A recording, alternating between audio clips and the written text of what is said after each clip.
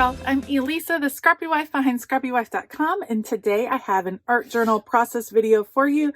I am working in my Dina Wakely Media Journal. I probably should do something to the front of this journal, but maybe at the end. So I've been working in this for over a year now, kind of slowly but surely. The challenge of this journal is working with the different mediums that are here. So you have the pressed paper, you have denim, you have this burlap, and so I'm going to keep working, keep pushing it through this journal. And today I'll be working on this spread, and one of my awesome subscribers suggested using tissue paper on the back of the burlap to cover up the bleed through and to kind of create a surface to work on. And I think that that was a genius idea. And so that is what I'm going to do with some beautiful rainbow tissue paper that I have left over from the Happy Planner. And this tissue paper is actually like 2 years old,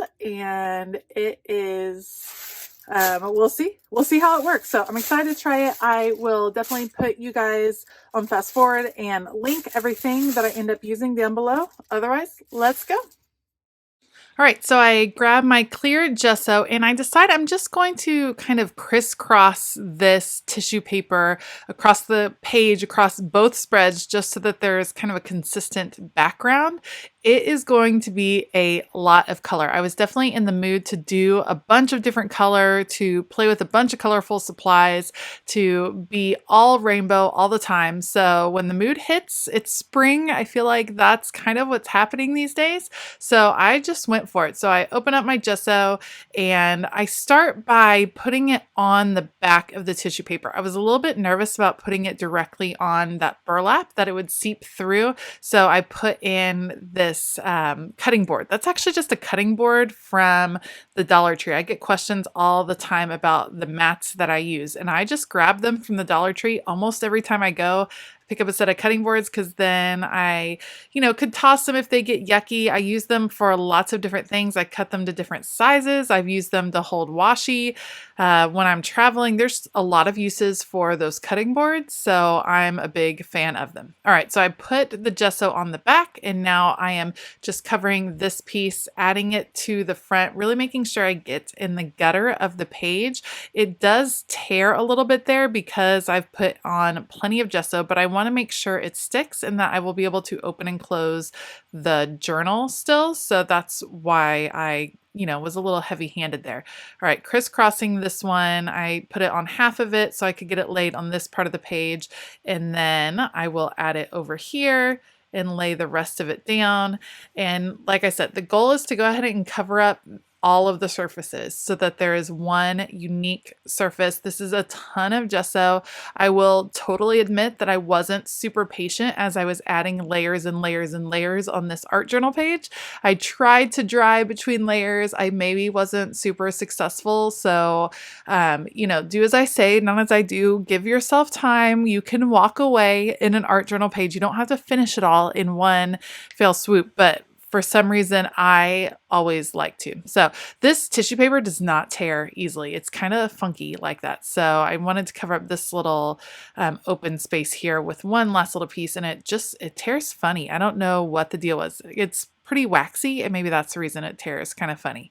Okay, so have the whole background covered up. The next step is going to be to dry it as well as I can, as much as I can be patient for with my Ranger heat tool, which works really well. You guys, if you have a heat tool, it really does work. It's not going to be totally and completely dry until you give it time to sit, but it will be dry, dry enough. Okay.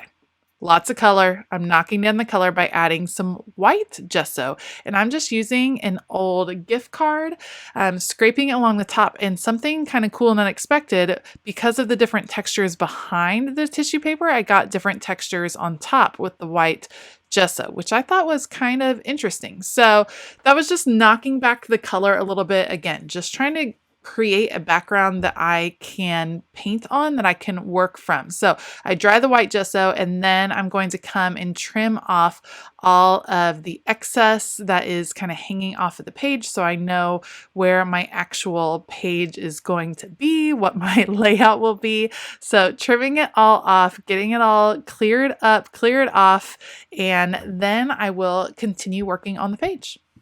All right, I wanted to use some stenciling in the background, and I kind of went back and forth between if I wanted color or if I wanted it to be solid. I decided to go with white. I'm going to use the white gesso actually, and I end up turning it to create kind of a horizontal band of these circles. I'm using the heavy white gesso, painting it through the stencil. I did prep the stencil with pixie spray. That really does help keep it in place a little better. I am super heavy-handed here on the gesso. I just want kind of an impression of the dots in the background, an impression of the circles, but not necessarily super defined. So you see that, and then I'm going to add a band to the other side. This is adding a little texture to the background, some circles that are on both sides, so it's bringing the pages together. And then it's also serving to knock back some more of the color, so even more white on the page, just to allow other elements to pop off later as I add them.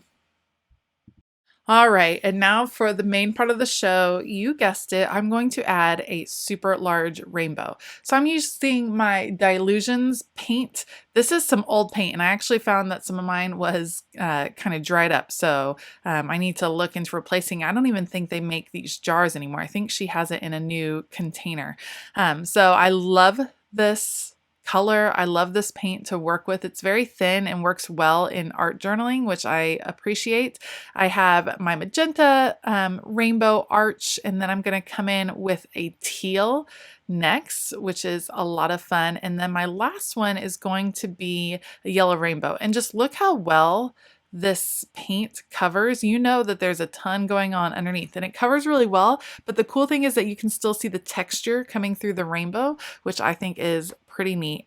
And then adding a little bit more of the yellow, and I have myself a bright rainbow for springtime, which I of course am loving, and I'm really liking that the background is still coming through somewhat. Okay, I found that girl in my stash of things I'd cut out for magazines, and I think I'm going to use her on this page. So I kind of pull her out and put her to the side, and I decide to add a little bit more to my rainbows. So these are Posca paint pens. I've had a lot of people ask, do I like the Posca paint pens better, or do I like Archer and Olive? And the answer is I like them both. I don't have the thicker Archer and Olive ones, the 3.0 millimeter. I have the 0.7 millimeter, the very fine tip ones. And so those don't work for all of your projects. For Posca paint pens, I have the thicker ones. So those don't work when I'm trying to do really fine tipped projects. They have a different color array. The Posca paint pens are, the ones I have at least, are much bolder. They're like your standard rainbow colors, and then your hot pink and bright colors. And Archer and Olive seems to come in kind of a different color palette. So for me, they are kind of different. I know they're both paint pens. They're both really effective paint pens. I like them both. I don't have enough similarities between the two to do a direct comparison. I'd have to get some of the fine tip Posca paint pens and start exploring some of the different colors those come in. So I'll have to let you know as I kind of expand my collection, but I have a ton of Archer and Olive right now, so I'm probably not going to be expanding the Posca paint pens anytime soon. All right, you can see I am just playing with some art marks. So on the top rainbow, I did kind of a line pattern. On this one, I'm doing some dots that go in a diagonal. It's hard to see on camera, but they're green dots. And then in the yellow, I have my blue paint pen, and I will be using it to add these little curly Q swirl things. And it was not dry enough. You can see the yellow wasn't dry. I rushed it. Yes, I know. That's okay. I kind of, plow through like you do, like I do, like any art journaler does. So it's so hard for me to be patient, you guys. It's so hard. And it's a busy life. So to be able to walk away from my page and then have time to come back, it's a lot. So I just did the best I could to dry between layers, and then just keep adding on top. Next up, I pulled out this light pink kind of carnation color from the Dilutions paint. I'm going to put some on my cutting board right there. Again, the same cutting boards from the Dollar Tree. They are great. And then I'm going to add some texture paste into that and mix it around. I just mix it with my fingers because I don't mind getting messy. On art journaling days, my hands end up covered in paint, and that's okay. All right, I mix that really well. I have this stencil that are these tiny bricks, and I'm a little heavy-handed mixing in the texture paste, but I use my hand and adding in just some texture, just some of this brick texture with the pink in there, and you can see it's just adding another interesting layer. To me, as I was doing it, I was like, I'm not sure that this is what I wanted it to be, but I kind of just kept going, which you have to do with art journaling from time to time and just keep going and working with it. So I liked the streaks that it added. I kind of wish that I had gone a different color, I'll be totally honest. The pink was nice, but it really wasn't in the rest of the page. So it was like introducing a new color into an already colorful page. It was in the rainbow, like it was in the magenta rainbow arch, has some light pink in it. So we're going to go with that it was there. It just, like I said, if I had gone a different color, I think I would have liked it better. And I'll end up knocking back some of that pink by adding an additional layer. So we're like layers upon layers upon layers for this page, which is my favorite art journal pages, always have all of the layers. Okay, I'm just showing proof that I actually did attempt to dry my texture paste, and now I'm pulling out one of my favorite stencils from the Crafters Workshop, and I want to use this triangle motif. I did attempt to dry, I didn't use it enough, so the texture paste is still wet, so the paint pen is not going to work. So you'll see me give it up here in a minute, and I will actually end up just grabbing the acrylic paint, some white acrylic paint from Target, the Handmade Modern line, that I actually think they're discontinuing. Let me know if you know for sure, but my Target was clearing them out and I don't see them online anymore, you guys. So maybe they're coming out with something new, but as far as I can tell, I think that's the end of these little paint pots that we all love so much. So that makes me sad. All right, so I'm filling in these triangles, and my idea was I'm creating two different lines. So you have the rainbow arches, and then this is going to be kind of an arch of triangles, if that makes sense. It's going to come down across the rainbow, bounce up off the bottom, and then come back to the other side. I just found it to be an interesting pattern to add over the top to layer on with that rainbow. And so I just went for it with the white paint. At first I was using the stencil, but then I ended up deciding to just freehand the design that I was wanting to go for. And you can see this white paint that is the Handmade Modern has pretty good coverage because it's going to go over some dark colors. And apparently I let it dry a little bit better over there on the right side because I didn't really have any issues over there with coverage or with it mixing too much or anything like that. So I'm getting all of these triangles across the page, and then I really do let it dry some more, and I'm coming back now with my paint pen and kind of adding a little bit of a shadow. It ends up looking like little check marks as I just do part of the shadowing behind these triangles, but that's okay. I think that's kind of cool, kind of a cool idea with all the check marks and the triangles. And I like the introduction of the color black on the page. I think it adds some nice contrast with all of the other colors going on. I think it's kind of a cool look. Now I have sped this up quite a bit, but I am adding the title on my art journaling page. I actually considered just leaving the rainbow, but I love words so much, so I knew I wanted a title. I wanted it to be big and bold, and it says "Be Unique." And I'm using my Posca paint pen and just wiping it off over on the side, making sure I can do a nice bold line, and I'm going to go back over it and add some more boldness to the downstrokes and just a thicker font there so it really pops nicely. And these paint pens, they really do work super well. There was a little bit of lingering wetness, I guess, in the gutter of that page. So it was a little bit difficult right there at the end of the U. But otherwise, this came together pretty well. I was actually really pleased with how quickly everything was starting to dry. I guess it really wasn't quickly in the end, but that's okay. It works. Be unique right there, right over the rainbow. And then just for an extra little touch, I do bring my white paint pen to add a little shadow, a little highlight, if you will. And I think that helps the letters pop off really nicely, bringing a little bit more white in the page. There's several points in this art journal page that I kind of thought I should be done, but then it just didn't totally feel done. So I considered just leaving the rainbow. I considered stopping after the title here with Be Unique and just leave it like that and leave the rest of the layers to kind of speak for themselves. But for me, I just keep going until it really, really, really feels done.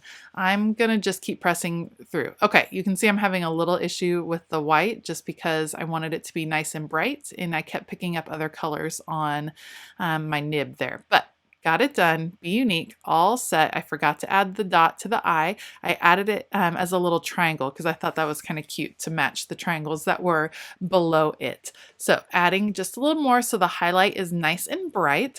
And after it's dry, I am going to reach this girl. You know what? She's unique. She is a cool girl. And I actually have another cutout of her that's on my vision board that I noticed. So I apparently really dig this girl. I cut her out from a Real Simple magazine. I think she must be from an advertisement or something. So I'm using my ATG and I will stick her over on the side right here, kind of at the beginning of the rainbow. And then to balance her out, first I'll trim off the edge. So she's just peeking onto the page. To balance her out, I'm going to add a quote over on the right side of the page. And I'm starting out by just writing it with my Papermate Flare pen just to get it in the right place. And it says, "Always remember you are absolutely unique, just like everybody else." I absolutely love that quote as a reminder to really appreciate everybody's uniqueness, because if you're going to think you're unique, then you got to really appreciate the uniqueness of everybody that you encounter. I am tracing over that now with my Archer and Olive black pen just to make it extra bold, and otherwise this page is pretty much done. If you like this video, please give it a thumbs up and consider hitting that subscribe button as well as the bell notification button. I have linked all of the supplies down below, so make sure to check those out. Heads up, those are affiliate links, but it does really help support my channel if you're able to shop those. A special shout out to all of my YouTube members. Thank you so much for your continued support. If you want to check out YouTube membership, make sure to click the join button below and see what it has to offer. I hope that you have a fabulous day, and as always, keep it creative.